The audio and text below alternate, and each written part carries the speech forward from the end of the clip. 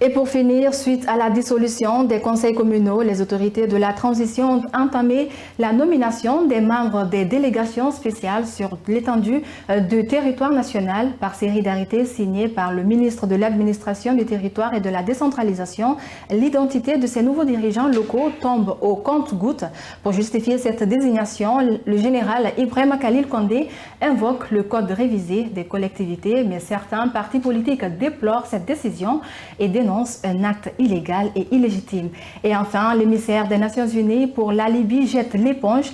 Abdoulaye Bathily a présenté sa démission le mardi 16 avril à la tête de la mission des Nations Unies en Libye. L'annonce a été faite lors d'une conférence de presse à l'issue d'une réunion du Conseil de sécurité. Revue de presse, Mokhtar Kamara.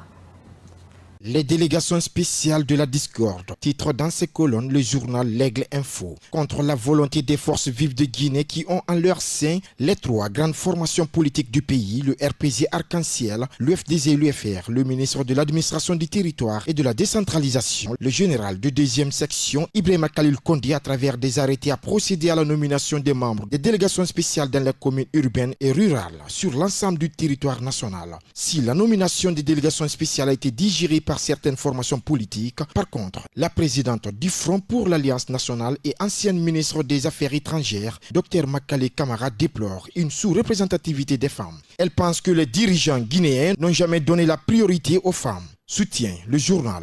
Que pense Fodé Oussou Fofana de la mise en place des délégations spéciales, s'interroge le même hebdomadaire. Pour le vice-président de l'UFDG, la mise en place des délégations spéciales par les autorités de la transition guinéenne est illégale et illégitime et déclare ceci. Les élections doivent être organisées avant la fin de cette année. Si on veut y aller, il y a tous les moyens de les organiser. Nous avons des techniciens pour le démontrer objectivement. On observe le CNRD et la CEDEAO, les deux signataires de l'accord. Mais il n'appartient à un leader politique de justifier le glissement. On ne parle d'un glissement que lorsqu'on est capable de le justifier et donner un nouveau délai. Au lieu de mettre des délégations spéciales, on n'avait qu'à créer les conditions pour organiser les élections communales, a-t-il réagi cet homme politique guinéen. Le satirique s'intéresse aussi à la déclaration de l'ex-ministre de l'enseignement technique, Lansana Komara, sous l'ère Alpha Condé et titre à sa une. L'incendie à répétition à Conakry. Lors de la dernière assemblée générale du RPG Arc-en-Ciel, Lansana Komara est revenu sur l'incendie qui s'est déclaré la veille au principal entrepôt DDG à Amdalaï. Pour lui, cette situation est de trop et demande par conséquent l'ouverture d'enquêtes pour faire la lumière sur ces incendies à répétition dans la capitale guinéenne. L'ancien intendant général de la présidence reste en prison,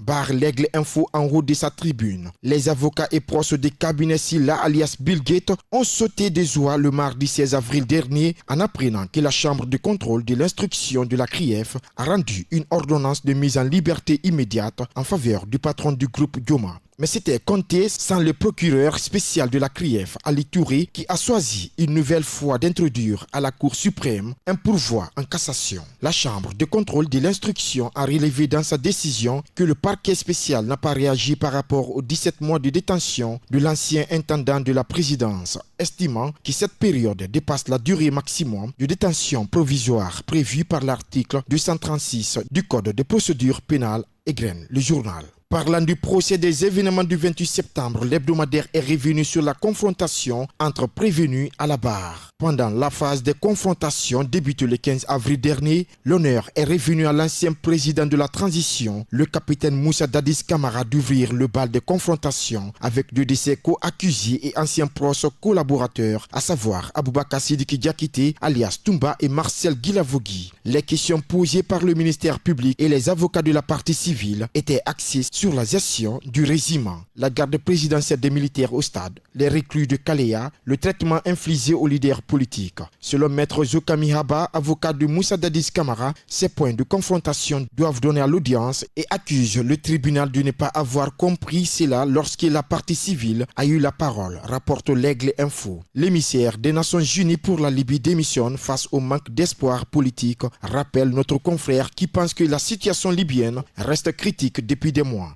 Handicapé par l'immobilisme et les divisions libyennes, l'émissaire onusien n'arrivait pas à faire une percée, d'autant plus que les divisions se sont étendues également au niveau régional et international. Très découragé du comportement des responsables libyens accusés d'égoïsme, Abdoulaye Bathily a fini par présenter sa démission le 16 avril au secrétaire général de l'ONU avant de l'annoncer lors d'un point de presse à l'issue d'une réunion de conseil de sécurité.